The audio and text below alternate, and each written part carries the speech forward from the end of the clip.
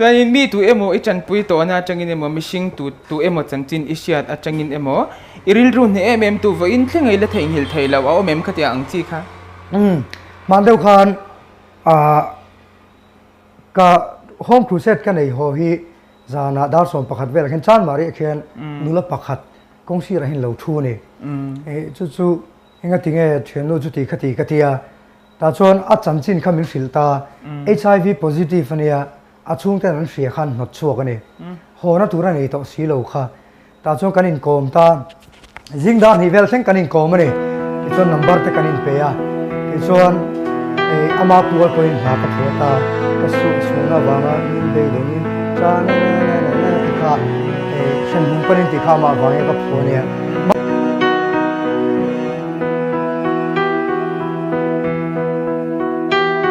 Maria kumhar runa kin kahandona kay kachan reng hi fil ahay nge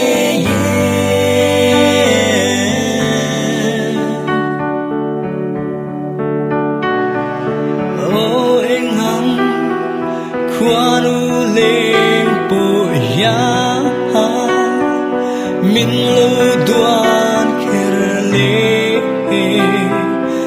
o anang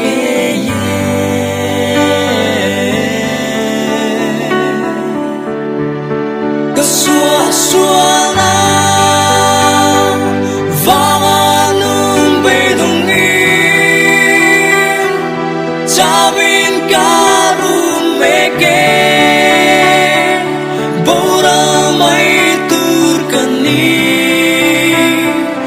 Remun pani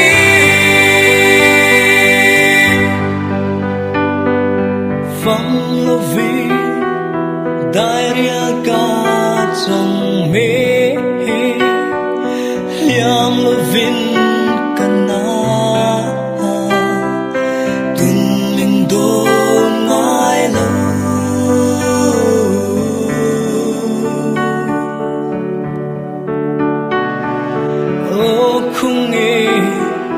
Nazareth Iswakha Kapur min chok turju Kamay ani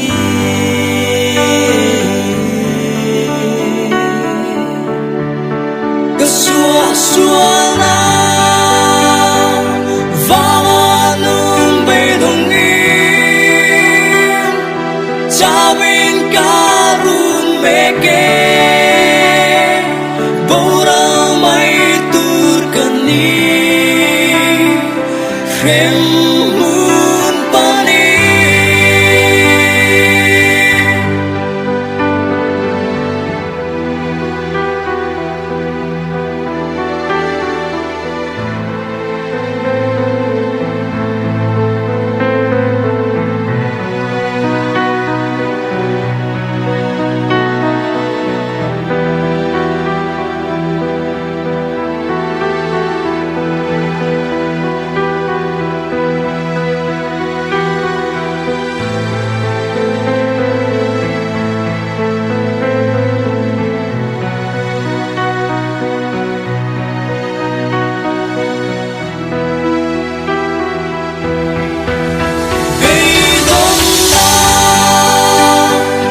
Cha la le